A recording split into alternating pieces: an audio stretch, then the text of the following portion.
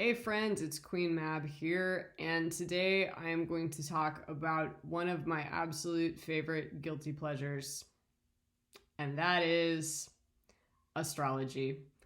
Oh my god, it's not real, and I love it so much. And today is the start of Mercury retrograde, which is the time when it looks like the planet Mercury is moving backwards in the sky.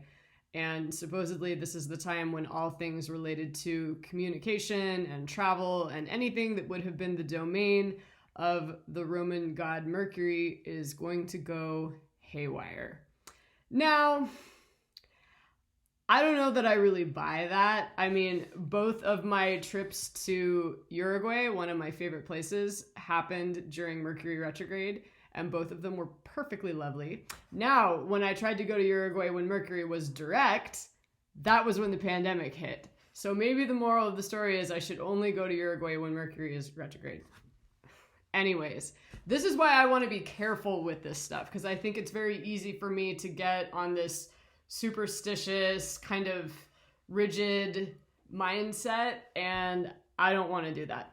But this is the thing I like about astrology, is that it's all about the passage of time. And as a neurodiverse person, time does not feel the same to me as it does to a neurotypical person. This is something I only recently learned about. And actually, that's a lie. The first time I heard about it was when I read that book, The Curious Incident of the Dog in the Nighttime. And it talked about how, for an autistic kid, it's really sad that it's not going to be September 26th again for another year. And boy, I really identified with that at the time, but of course I didn't think it applied to me, okay?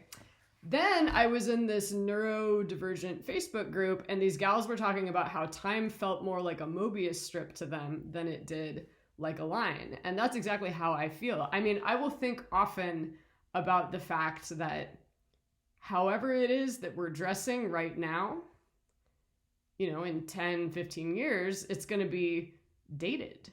And then I wonder, will it ever make it to being vintage? Or is it always just going to be dated? Are the 1980s ever going to be vintage? Think about it. Anyways, so that's why I like astrology, because it marks the passage of time. And I like Mercury retrograde because it tells me, hey, dude, you got to go back and you got to clean up your stuff. I should show you the desktop on my computer. It definitely looks like a neurodiverse person's desktop. There's just screenshots everywhere and files everywhere and crap everywhere. So now my Mercury retrograde project is going to be to clean that up. Okay. So the other thing I'm going to say is that for many years, I was not a fan of astrology because my sun sign is Virgo. Ew. No one likes being a Virgo. Gross.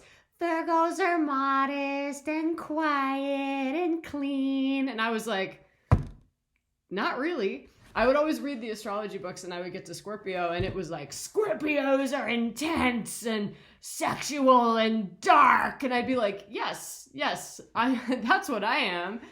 So then a friend of mine looked up my chart, and sure enough, I have my rising sign, which is based on your time of birth, and my moon sign, which is based on where the moon was when you were born, both in Scorpio.